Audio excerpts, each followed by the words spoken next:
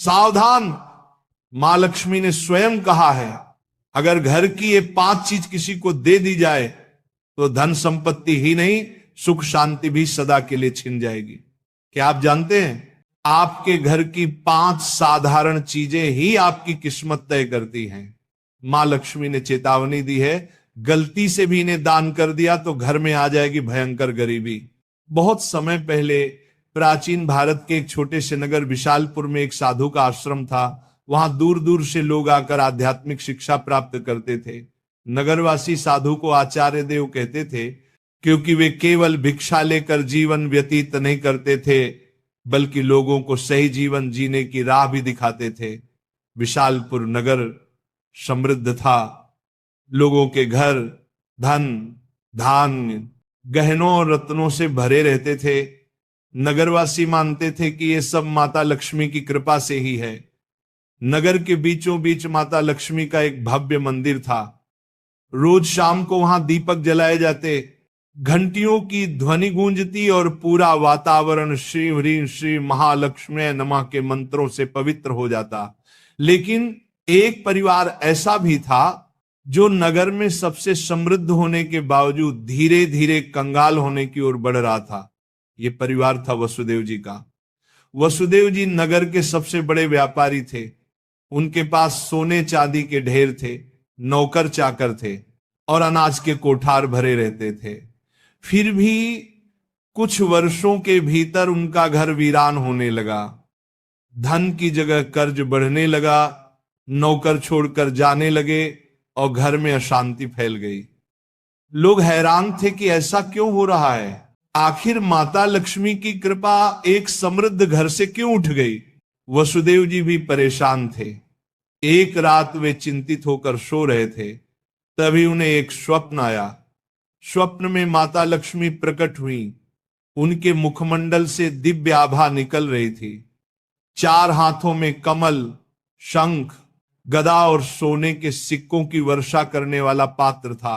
उनकी मुस्कान शांति और कृपा से भरी थी, लेकिन आंखों में एक कठोर सत्य छिपा था। माता बोली, वसुदेव तुम दुखी क्यों हो? क्या तुम्हें याद नहीं कि धन की रक्षा करना भी एक तपस्या है? तुमने अपने घर की 5 पवित्र वस्तुएं बार बार दूसरों को देकर मेरे निवास को अशुद्ध कर दिया, इसलिए मैं तुम्हारे घर से विदा हो गई।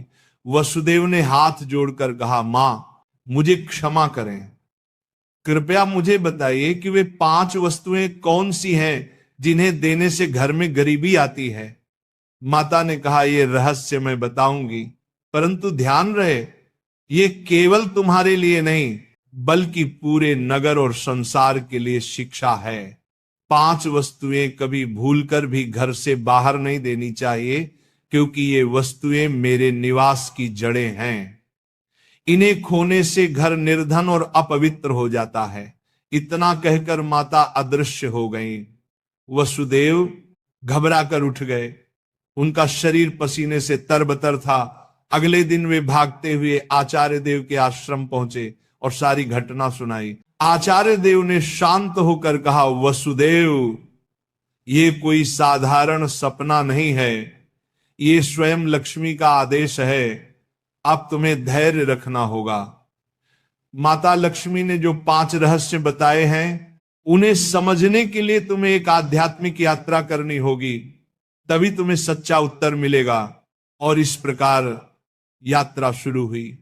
वसुदेव ने अपनी पत्नी सुभद्रा और बेटे माधव के साथ नगर छोड़ दिया और आचार्य देव के आदेश पर हिमालय की ओर प्रस्थान किया। रास्ते में उन्हें तरह तरह की घटनाएं घटी। एक गांव में उन्होंने देखा कि एक महिला अपने घर का चूल्हे की राख दूसरों को दे रही है। वसुदेव को तुरंत माता लक्ष्मी की बात याद आई। क्या राख की भी उनमें से एक वस्तु है? उन्होंने महिला से पूछा, बहन तुम ये राख क्यों बांट रही हो? महिला ने कहा, महाराज लोग मानते हैं कि राख खेत में डालने से फसल अच्छी होती है। वसुदेव ने सोचा, लेकिन ये तो गलती है। चूल्हे की राख घर के भोजन और अग्नि का प्रतीक है। इसे बाहर देने से घर की उन्नति रुक जाती है। यात्रा आगे बढ़ी। वसुदेव, सुभद्रा और माधव पहाड़ों की कठिन राह से गुजर रहे थे। एक रात वे एक आश्रम पहुंचे। वहां एक वृद्ध साध्वी ध्यान में लीन थी। साध्वी ने वसुदेव को देखकर मुस्कुराते हुए कहा, तुम्हें लक्ष्मी माता के 5 रहस्य जानने हैं ना? ध्यान से सुनो। ये पहली वस्तु है चूल्हे की राख। इसे किसी को मत दो, ये घर की लक्ष्मी को बाहर कर देती है। वसुदेव ने प्रणाम किया और रहस्य को याद कर लिया। दूसरे दिन वे आगे बढ़े। एक गांव में देखा कि लोग अपने घर से झाड़ू निकालकर दूसरों को दे रहे। वसुदेव ने आश्चर्य से पूछा, तुम लोग ऐसा क्यों करते हो? एक युवक बोला, हम मानते हैं कि पुराना झाड़ू देने से दरिद्रता चली जाती है। लेकिन तभी आकाश में गड़गड़ाहट हुई, जैसे स्वयं माता लक्ष्मी बोल रही हो, मूर्खों, झाड़ू लक्ष्मी का निवास है। ये घर की स्वच्छता और समृद्धि का प्रतीक है। इसे बाहर देने से लक्ष्मी घर से चली जाती है। वसुदेव को दूसरी वस्तु का भी रहस्य मिल गया, झाड़ू। तीसरा रहस्य उन्हें एक कुटिया में मिला। वहां एक वृद्ध साधक बैठे थे। उनके सामने दीपक जल रहा था। साधक ने कहा, बेटा, घर का जलता हुआ दीपक या उससे जली हुई लौ कभी किसी को मत दो। ये घर की ज्योति और आयु का प्रतीक है। इसे देने से सुख शांति चली जाती है। वसुदेव ने तीसरी वस्तु भी जान ली। आगे चलते चलते वे एक गांव पहुंचे। वहां एक परिवार ने अपने घर का नमक पड़ोसियों को उधार दिया। उसी रात उस परिवार के यहां कलह मच गई। साध्वी ने समझाया, नमक रिश्तों की मिठास और स्थिरता का प्रतीक है। घर का नमक देना लक्ष्मी को अपमानित करना है। अब वसुदेव को चौथी वस्तु भी मिल गई, नमक।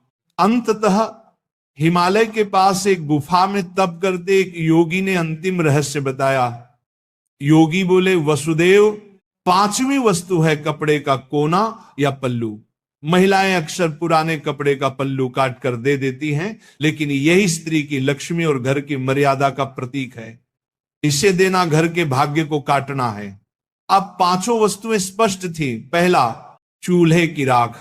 दूसरा, झाड़ू। तीसरा, जलता दीपक। चौथा, नमक। 5वां, कपड़े का कोना। वसुदेव ने कृतज्ञ होकर योगी को प्रणाम किया। अब 5 रहस्यों को जानकर वसुदेव अपनी पत्नी सुभद्रा और पुत्र माधव के साथ नगर की ओर लौटने लगे। रास्ते भर वे मन ही मन माता लक्ष्मी के उपदेशों को दोहराते रहे। नगर पहुंचते ही उन्होंने सबसे पहले आचार्य देव के चरणों में प्रणाम किया और पूरी यात्रा का वर्णन किया। आचार्य देव ने मुस्कुराकर कहा, वसुदेव, तुम्हें अब सच्चा ज्ञान मिल गया है। इन रहस्यों को केवल अपने तक सीमित मत रखना, बल्कि नगरवासियों को भी बताओ, ताकि वे भी लक्ष्मी के अपमान से बच सके। आचार्य देव की आज्ञा पाकर वसुदेव ने नगर के बीचों बीच सभा बुलाई। सभा में नगर के लोग बड़ी संख्या में उपस्थित हुए। वसुदेव ने हाथ जोड़कर कहा, बंधुओं, मैं स्वयं अपनी गलतियों के कारण निर्धनता और कष्ट का भागी बना।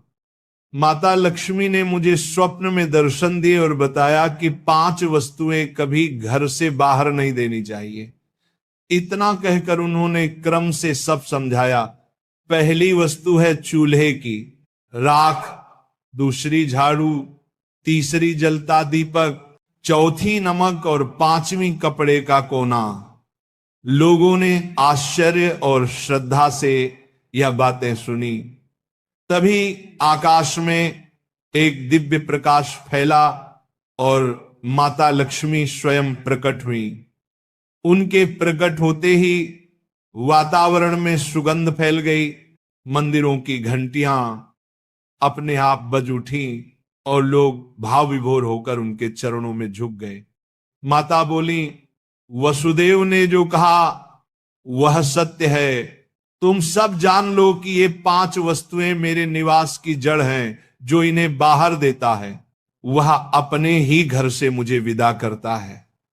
ये कहते ही माता ने वसुदेव के घर की ओर हाथ उठाया और देखते ही देखते उनके घर में फिर से समृद्धि लौट आई। कोठार भर गए, नौकर लौट आए और पूरे घर में शांति का वास हो गया। नगर के लोग ये चमत्कार देखकर स्तब्ध रह गए और माता लक्ष्मी के जयकारे करने लगे। नगर में अब यह शिक्षा फैल गई कि कोई भी व्यक्ति घर की 5 वस्तुएं बाहर न दे। लोग अपने घरों में सावधानी रखने लगे।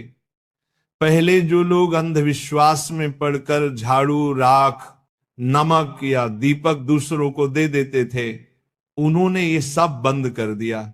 नगर में धीरे धीरे हर घर में समृद्धि लौटने लगी। लोग समझ गए कि लक्ष्मी केवल सोने, चांदी या धन में ही नहीं, बल्कि घर की पवित्रता, भोजन, स्वच्छता और मर्यादा में भी रहती है। वसुदेव अब नगर में आदर्श बन गए। वे धनवान तो थे ही, पर अब उन्होंने अपने धन को धर्म और सेवा में लगाना शुरू किया। उन्होंने गरीबों के लिए अन्न क्षेत्र बनवाया, परंतु घर की 5 वस्तुएं देने से हमेशा इनकार करते।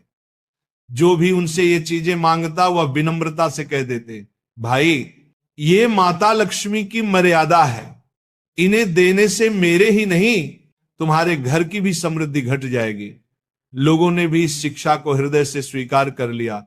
समय बीतने पर नगर विशालपुर दूर दूर तक प्रसिद्ध हुआ कि वहां न तो कोई निर्धन रहता है और न ही किसी के घर में कलह होती है। ये सब केवल माता लक्ष्मी की शिक्षा का परिणाम था। माता लक्ष्मी समय समय पर नगर में आकर वसुदेव को आशीर्वाद देती और नगरवासियों को याद दिलाती कि लक्ष्मी केवल धन की देवी नहीं, बल्कि संतुलन, संयम और मर्यादा की शक्ति है। अंततः वसुदेव के जीवन की सबसे बड़ी सीख यही बनी कि लक्ष्मी की कृपा केवल मेहनत से ही नहीं, बल्कि मर्यादा के पालन से भी प्राप्त होती है। माता लक्ष्मी केवल धन संपत्ति की देवी नहीं, बल्कि वे पवित्रता, मर्यादा और संतुलन की शक्ति है।